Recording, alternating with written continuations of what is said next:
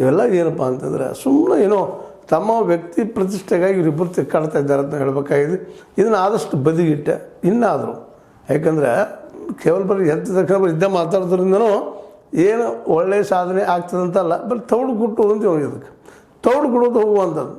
ಈ ತೌಡು ಗುಟ್ಟು ಕೆಲಸದಿಂದ ಏನೂ ಬರೋದಿಲ್ಲ, ಅಕ್ಕಿ ಬರೋದಿಲ್ಲ, ಮತ್ತೇನೂ ಆಗೋದಿಲ್ಲ, ಹೊಟ್ಟೆ ಹಿಟ್ಟಾಗೋದಿಲ್ಲ, ಮತ್ತು ಉದ್ಯೋಗ ಸೃಷ್ಟಿ ಆಗೋದಿಲ್ಲ, ಏನೂ ಇಲ್ಲ. ಸುಮ್ಮನೆ ದಿನ ಕೊಲ್ಲುವಂಥದ್ದು. ನಮಗೆ ಮಾಧ್ಯಮದವ್ರಿಗೆ ಬೇರೆ ಉದ್ಯೋಗಿಗಳೇನು ಅಂತ ಇನ್ನೇನಾಗ್ತದೆ ನ್ಯಾಯಾಲಯಕ್ಕೆ ಹೊಂಟಿದ, ಇಬ್ಬರು ಹೊರಟಿದ್ದಾರೆ. ಅವರು ಹೋಗ್ತಾ ಇದ್ದಾರೆ, ಮೇಡಮ್ ಅವರು ಇವರು ಹೋಗ್ತಾ ಇದ್ದಾರೆ.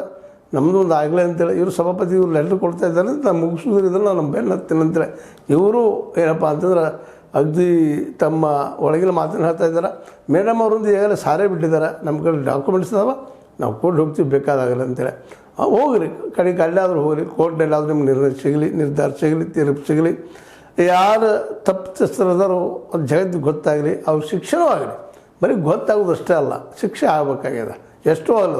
ಯಾಕಂತಂದರೆ ಒಂದು ವೇಳೆ ಸಿಟಿ ಇವರು ಮಾತಾಡಿದ್ದಾಗಿರ್ಬೋದು, ಬೇಡ ಒಂದು ವೇಳೆ ಮೇಡಮ್ ಅವ್ರ ನಂತರದಲ್ಲೇ ಸುಮ್ಮನೆ ಸುತ್ತ ಹಾಕ್ಸಿದ್ದಾಗಿರ್ಬೋದು, ಬೇಡ ಎನ್ಕೌಂಟರ್ ಸಲುವಾಗಿ ಸುತ್ತ ಹಾಕ್ಸಿದ್ದಾಗಿರ್ಬೋದು. ಇವೆರಡು ತಪ್ಪನ ಹಂಗಾಗಿದ್ದರೆ ಇಬ್ಬರಿಗೂ ಶಿಕ್ಷೆ ಆಗಲಿ ಅಂತ ಹೇಳ್ತಾ, ಇದು ಭಾಳ ಸೂಕ್ಷ್ಮವಾದ ವಿಷಯ ಆಗಿದ್ದಕ್ಕೆ ಮೇಲೆ ನಾವು ತೆಗೆದು ಮಾತಾಡಬೇಕಾಯ್ತು. ಬಟ್ ಇದರಿಂದ ಏನೂ ಲಾಭ ಇಲ್ಲ, ತೌಡುಗುಟ್ಟು ಕೆಲಸ ಆಗುವಂಥ ಸಾಧ್ಯತೆಗಳಿದ್ದಾವೆ. ಅವರೇನೋ ಅಂದಿದ್ದಾರೆ ಮಾತಿನ ಭರದಲ್ಲೇ, ಅದಕ್ಕೆ ಇವರು ಮಾತಿನ ಭರದಲ್ಲಿ ಏನೋ ಅಂದಿದ್ದಾರೆ, ಕೊಲೆಗಾರ ಅದು ಇದು ಅಂತೇಳಿ. ಆನಂತರ ಸುತ್ತ ಹಾಕ್ಸಿದ್ದಾರೆ. ಇವೆಲ್ಲವೂ ಸಾಂದರ್ಭಿಕವಾಗಿ ನಡೆದುವಂಥ ಘಟನೆಗಳು. ಸಾಮಾನ್ಯವಾಗಿ ತೆಗೆದುಕೊಂಡು ಹೋಗೋ ಭಾಳ ಉತ್ತಮ ಅಂತ ಮತ್ತೊಮ್ಮೆ ಹೇಳ್ತಾ, ಇದು ನಾವು ಸುಮ್ಮನೆ ಕಾಲು ಹರ ಮಾಡಿಸಲು ಮಾತಾಡಿದ್ವಿ ಅಂತ ಅನಿಸ್ಲಿಕ್ಕೆ ಅಂತ ಹೇಳ್ತಾ, ಲೈಕ್ ಮಾಡಿ, ಶೇರ್ ಮಾಡಿರಿ, ಕಮೆಂಟ್ ಮಾಡಿರಿ, ಜೊತೆಗೆ ಸಬ್ಸ್ಕ್ರೈಬ್ ಆಗೋದು ನಿಲ್ಲಿಸ್ಲಿಕ್ಕೆ ಹೋಗಬೇಡ್ರಿ. H16 ನ್ಯೂಸ್ ಇದು ಸತ್ಯದ ಕೈಗೊಂಡು ವಂದನೆಗಳು.